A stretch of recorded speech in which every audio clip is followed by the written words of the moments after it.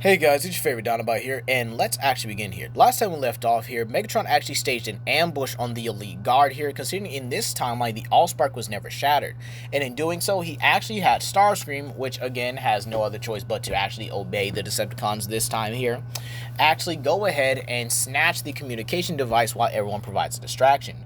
However, during the battle, Grimlock actually proved himself here to be an equal to Ultra Magnus by not only battling against Megatron, but matching Ultra Magnus' storm ability by actually utilizing his fire manipulation to match his own here. Something that earned not only Ultra Magnus' respect, but actually his gratitude and his admiration here. Something that very few can actually get here. Into which Optimus actually states that he trained a fine warrior, to which Optimus does not take any credit and actually gives that to Prowl here. However, Optimus does kind of down himself a little bit here, saying that he wouldn't have gotten this far here if it wasn't really for his team here. To which, this is where Ultra Magnus offers them something that honestly would get Sentinel a bit more pissy than in the original timeline. Elite Guard positions. And Sentinel says, what? You can't trust these guys with Elite Guard positions here. Just look at what this Dinobot done to the hull of our ship. To which Jazz does interject in saying that that is kind of what you get for being such a big mouth, Sentinel. And to which Sentinel snaps at him saying that that's Sentinel Prime to you here. And this is where Ultra Magnus slams his hammer on the ground and tells him that they're getting promoted, whether they like it or not. To which Bumblebee actually replies a snarky comment saying that now they'll actually be in one of their biggest dreams possible. And he says this to Bulkhead here, to which they both kind of give a smile to Sentinel like, oh yeah, they're gonna enjoy this more than you think. And so, with that being said here, Jazz each changes every Autobot insignia to the Elite Guard one, including the Dinobots. However, Grimlock is kinda a bit apprehensive about this, as he really doesn't know what the Elite Guard symbol means, and neither does Slug or Swoop, to which Jazz pretty much explains it pretty well here. They're the toughest of the tough. They're the top class of, well, Autobot of the Autobot army. And to which the Dinobots would technically be a much more elite squad than the Elite here. To which this does confuse Grimlock a bit more, to which Prowl's like, what he's saying is, you're the strongest amongst the strong. To which Grimlock says, oh, okay, me Grimlock like. To which, yeah, I think he would like this here. But now there's a little something else they have to explain here. Sari's techno-organic nature. To which I do think Ratchet would be analyzing her at this moment here, while Sentinel is just kind of disgusted here. But this is where Optimus actually gets an idea. Blackarachnia, or Alita 1. Perhaps they can find her, and hopefully find her fast here. To which Optimus actually begins to explain to Ratchet that maybe they can actually find her here with the help of the Dinobots here. And so, with that being said here, Ratchet actually says that that would actually be a perfect idea here. But try not to leave him alone too long with Sentinel here. The big blow is definitely going to blow a fuse here. To which Optimus actually states that he may have an idea on how to help, study Sari's techno-organic nature a bit further, but understandably doesn't want her to be dissected or anything. And Ratchet even also enforces this, saying that he will not be cutting her open anytime soon here. To which Ultra Magnus does agree, as he is also one of the more noble Autobots, stating that he would never harm a life in the slightest. To which this is where Optimus, Grimlock, Swoop, Slug, Sentinel, and Jazz are the ones to transform and drive off here. Now, this is actually going to be pretty funny, because this is where Sentinel is about to run a red light and actually run into people.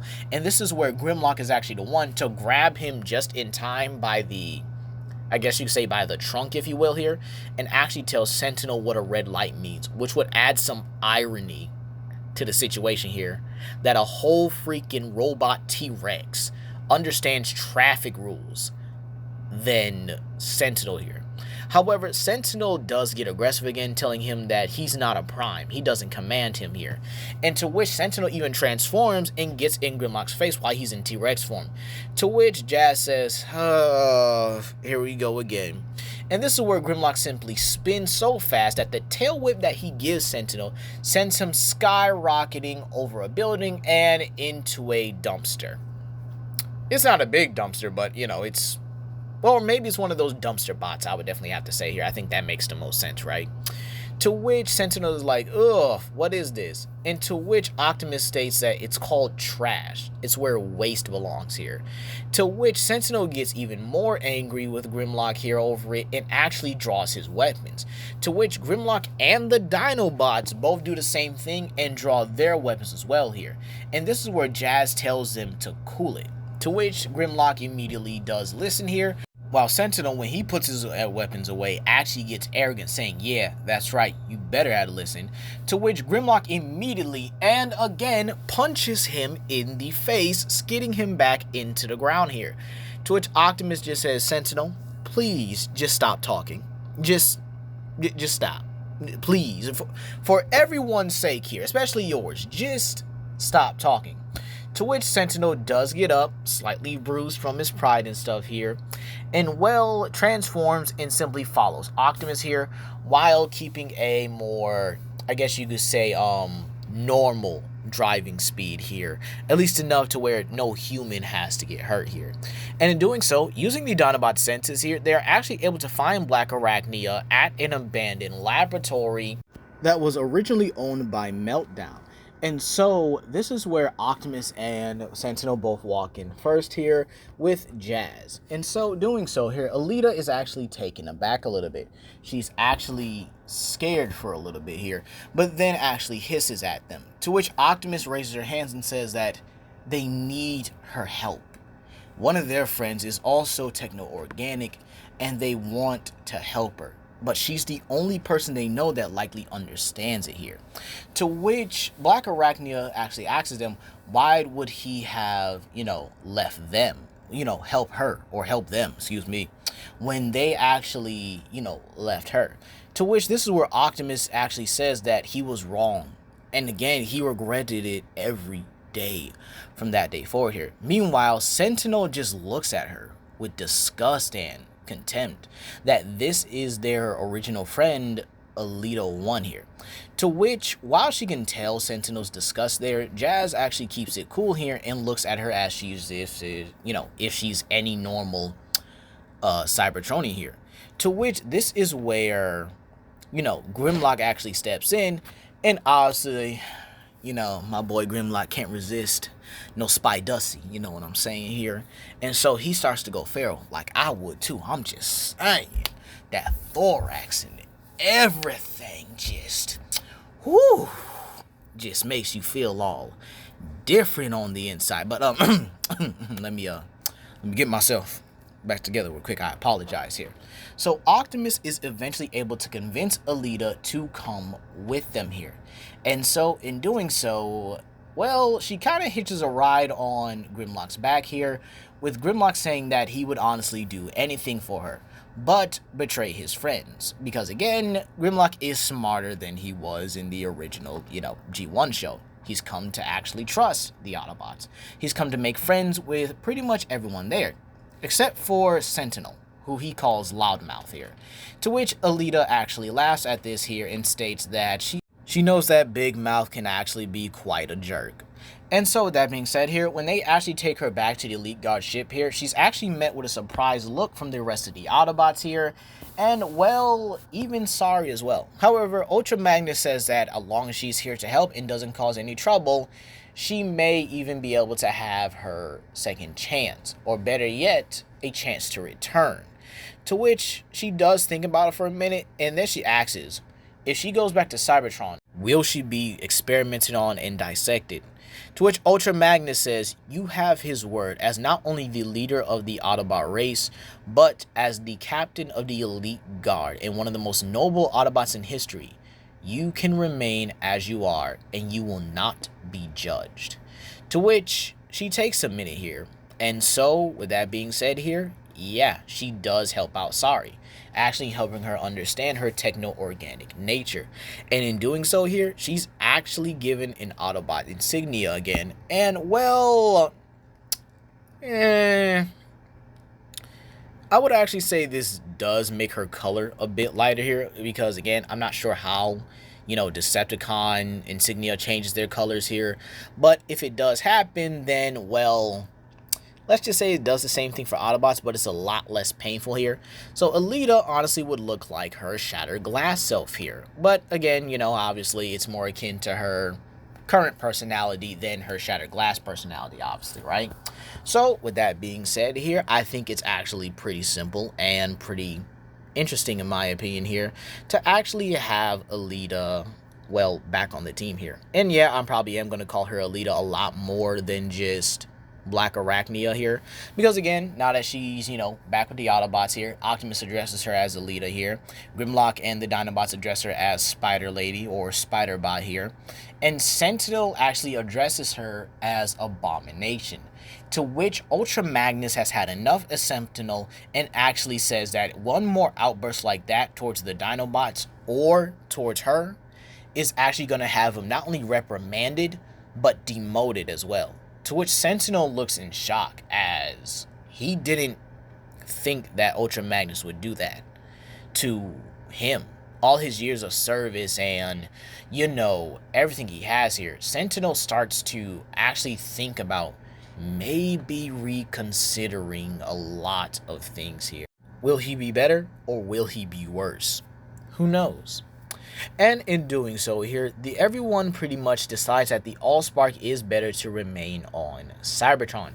And so, with that being said here, the Elite Guard does take off here, with now the Autobot team on Earth staying to actually help any Decepticon threats here. But there is one big problem here, and that comes into the form of 5 meteors here. And, well, as the Elite Guard ship has already left here, the Autobots have no other choice but to confront these Decepticons head on here. To which we actually do see that Team Char has arrived here, scanning their vehicle modes from a military base, or, well, motorcycles, because again, that's what Oil Slick is here. And Spitor is just a Cybertronian frog, so I'm gonna say he stays the same in his timeline.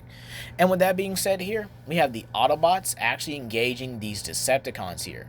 And well, as the fight continues here, they actually are quickly and actually systematically taken down by Team Char here, with Cyclonus and Oil Slick creating a corrosive tornado here, which actually gets countered out by one of Grimlock's fire breaths here. This is where Slug actually takes on Striker, and Swoop actually pins down Spitter's tongue here with his mace, allowing Prowl to get in some good shots, and this allows Bombi and Bulkhead to jump in here. However, the problem here is that Team Char is very coordinated here, and as the Autobots are even thinking about getting the upper hand here, they are immediately met by a fusion cannon from Megatron here. To which, this is where Megatron actually begins to lay into the Autobots along with Lugnut, Blitzwing, and Starscream. To which he says, remember the plan. To which Stryker says, Cyclonus, go. And in doing so, Cyclonus actually transforms and beelines it to Sumdac Tower. And this is where Alita actually notes that they're going after Sari's father. To which Optimus says that Swoop, you need to go. To which Swoop transforms and flies as fast as he can after Cyclonus.